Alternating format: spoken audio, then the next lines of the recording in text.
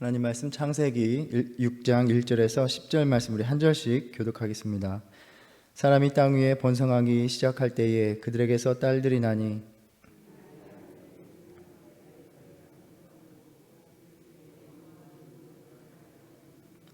여호와께서 이르시되 나의 영이 영원히 사람과 함께하지 아니하리니 이는 그들이 육신이 됨이라. 그러나 그들의 날은 120년이 되리라 하시니라.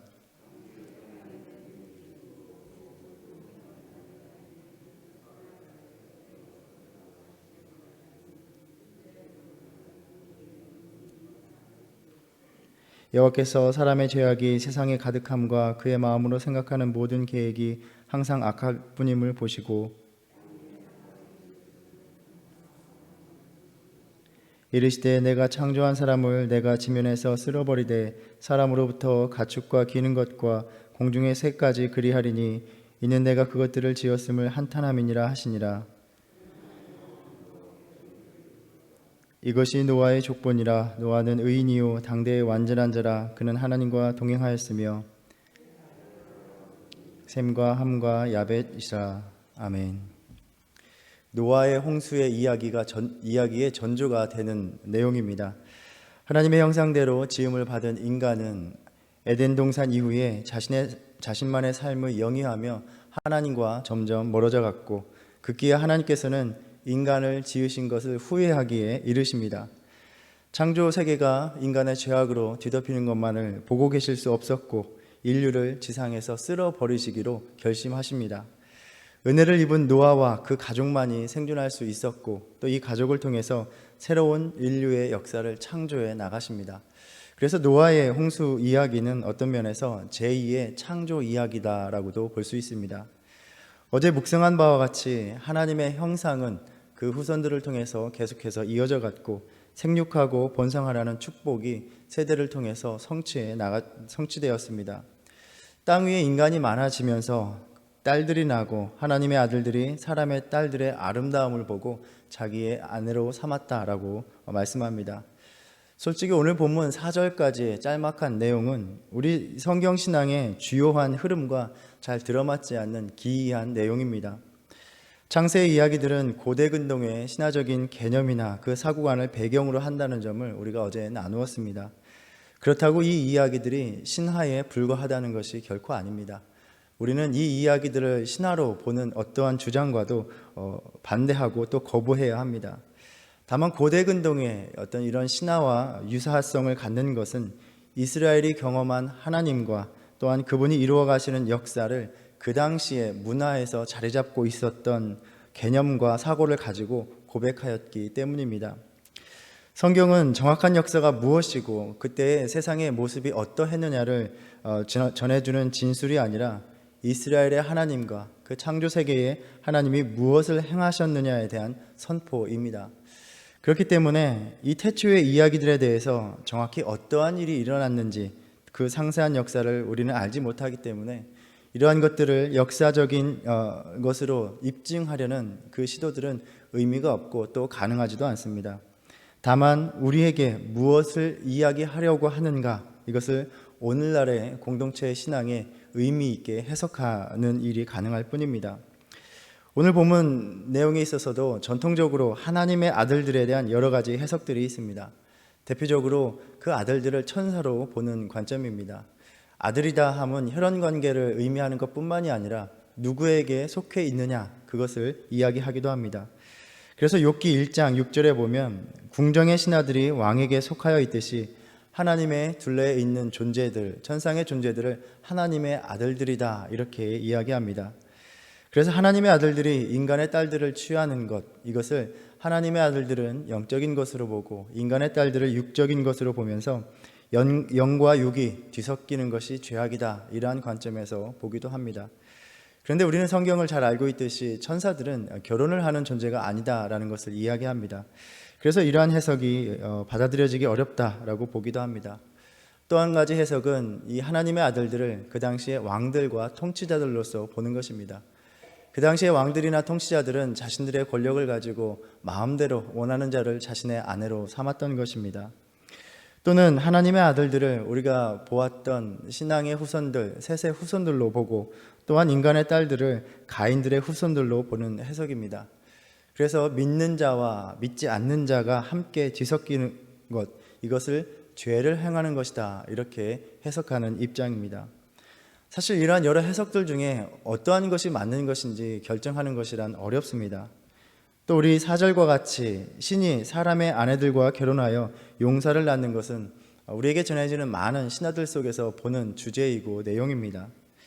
아마 고대에 그러한 신화에 익숙해져 있던 사람들에게는 창세기의 이야기가 무엇을 전하고자 하는지 분명하고 명확했을 것입니다. 여기에서 이야기하는 하나님의 아들들이 누구이고 인간의 딸들을 통해 태어난 네피림이 누구인가, 그들의 실제적인 존재가 누구인가, 이러한 것은 중요하지 않습니다. 중요한 것은 왜 이런 이야기를 지금 하고 있느냐라는 것입니다. 즉 창조의 질서가 무너지고 세상이 혼탁해져 있다는 것입니다. 우리는 이들의 역사적인 존재나 역사적인 사건을 알 수 없지만 이러한 소재들을 통하여 우리에게 전하고자 하는 신학적인 의미를 분명하게 알 수 있습니다. 하나님께서 정하신 창조의 질서가 무질서의 위험에 빠졌다라는 것입니다. 하늘과 땅의 존재들이 하나님과 맞서 있다는 것입니다. 하나님의 아들들과 사람의 딸들이 하나님이 창조한 세계를 엉망이 되게 만들어 버리고 있습니다. 그리하여 창조의 질서를 교란시키는 이러한 존재들에게, 이러한 자들에게 하나님은 어떻게 행하실 것인가, 어떻게 이들을 심판하실 것인가를 우리로 하여금 내다보게 한다는 것입니다. 3절에서 여호와께서 이르시되 나의 영이 영원히 사람과 함께하지 아니하리니 이는 그들이 육신이 됨이라.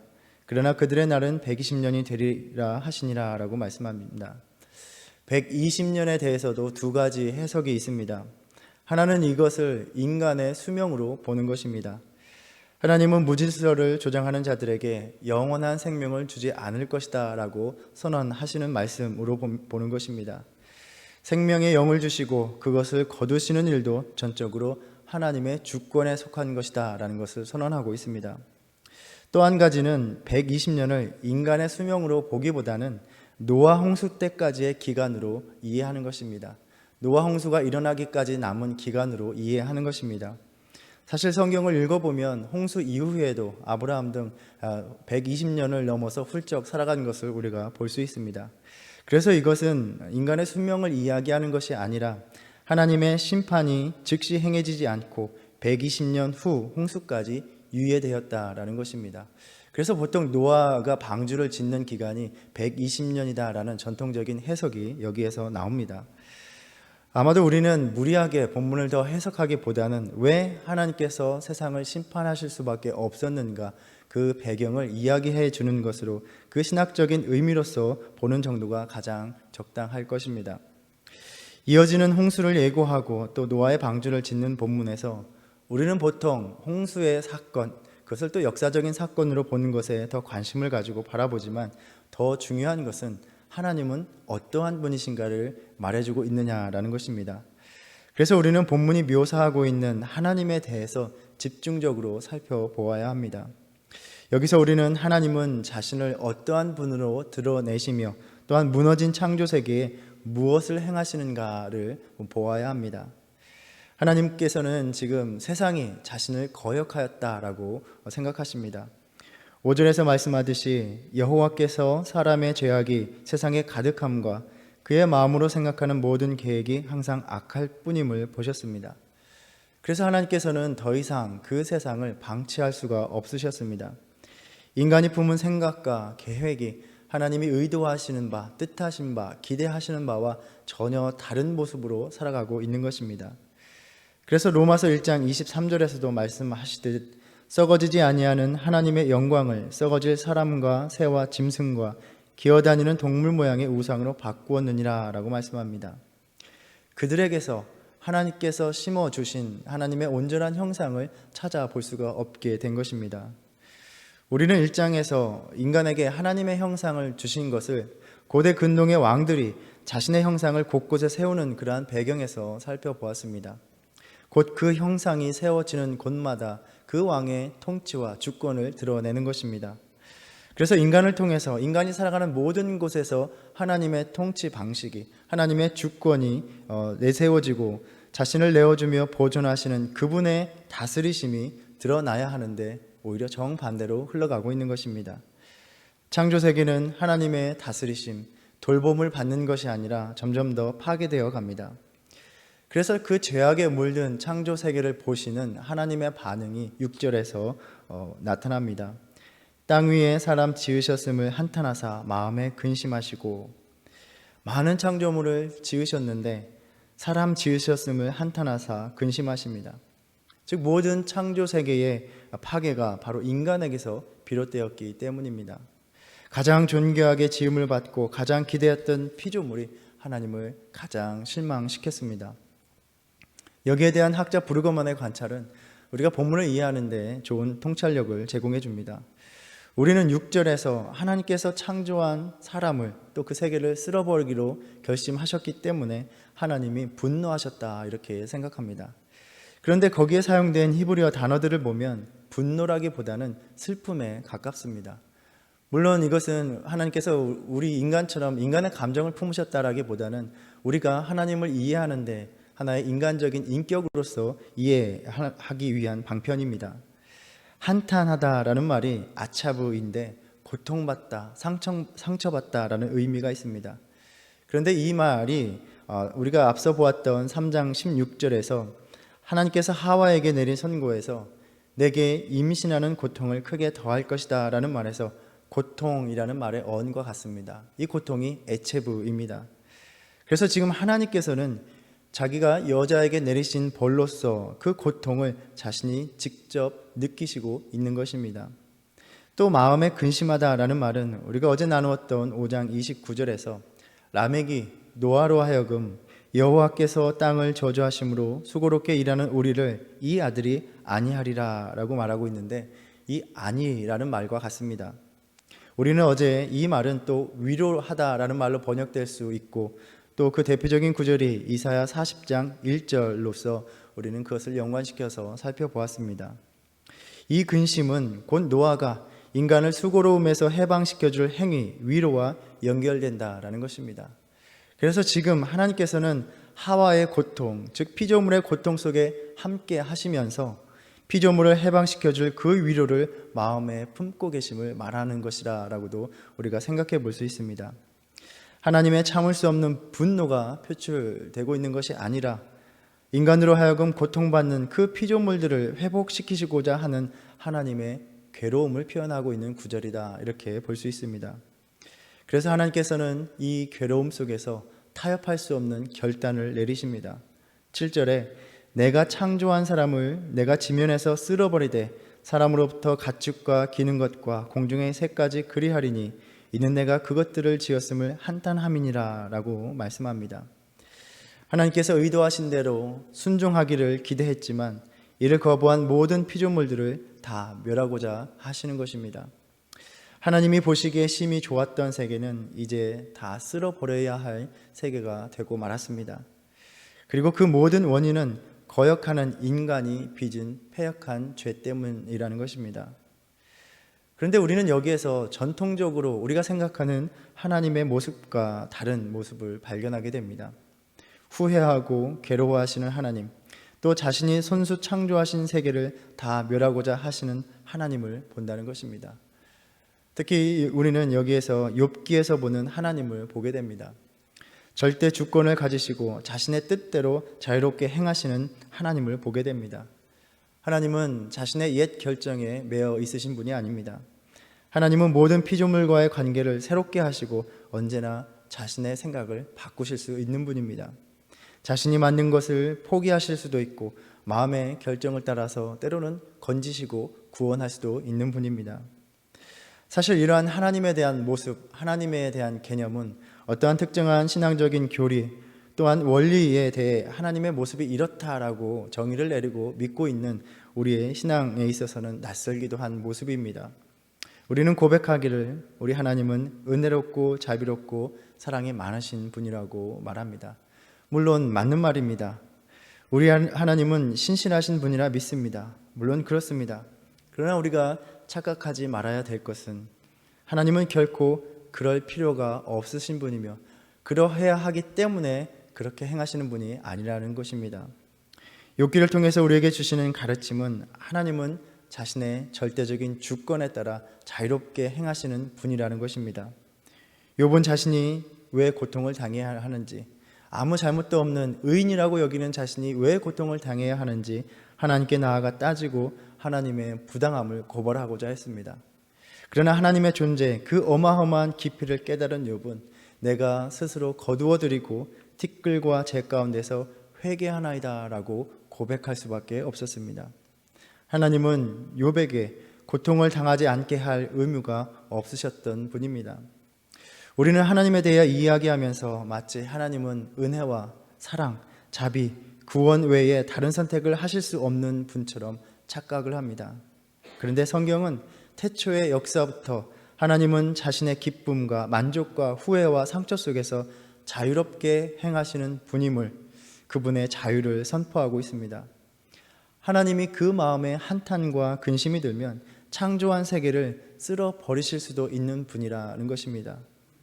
중요한 것은 이렇게 우리가 하나님의 자유로우심을 인정할 때에야 비로소 은혜라는 개념이 들어온다는 것입니다. 신실하실 필요가 없으신 분이 신실하기로 결정하셨고, 우리에게 어떠한 자비와 사랑의 의무가 없으신 분이 우리를 사랑하기로 결정하셨고, 우리를 위해 자신의 생명을 버리기로 자유롭게 결정하셨다는 것입니다. 그래서 우리에게 베풀어진 하나님의 모든 행위가 당연한 것이 아니라 은혜다라고 선포하고 있습니다.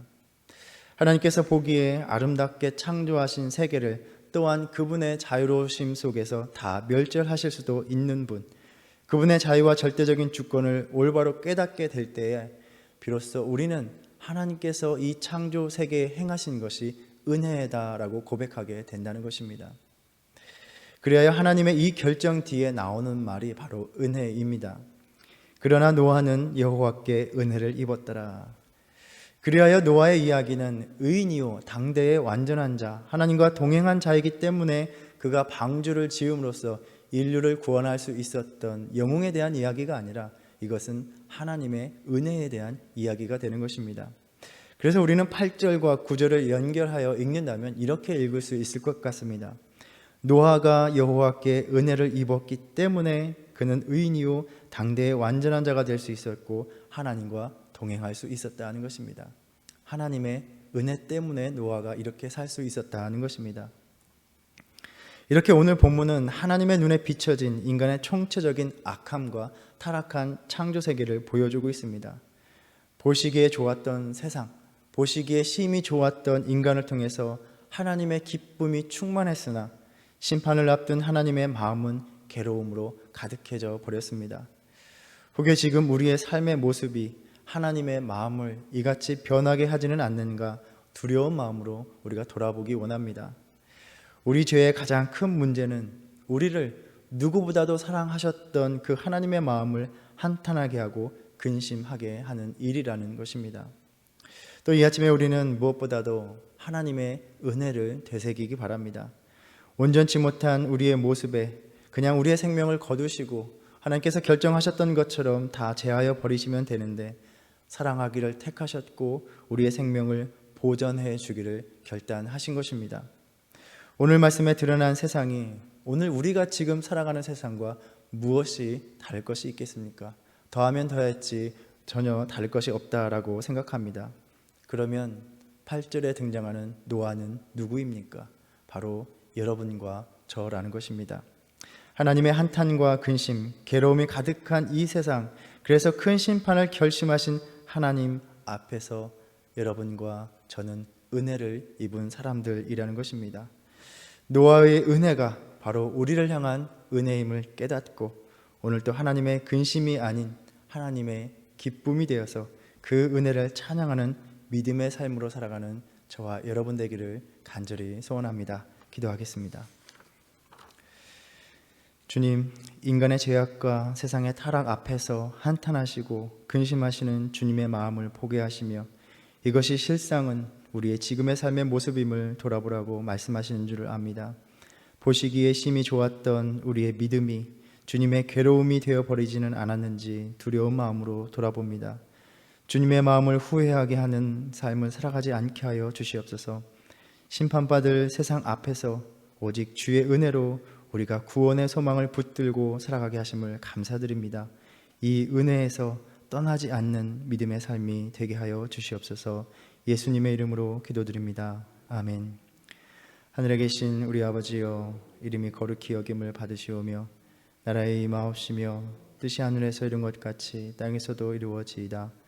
오늘날 우리에게 일용할 양식을 주옵시고 우리가 우리에게 죄진 자를 사하여 준 것 같이 우리의 죄를 사하여 주옵시고 우리를 시험에 들게 하지 마옵시고 다만 악에서 구하옵소서. 나라와 권세와 영광이 아버지께 영원히 있사옵나이다. 아멘.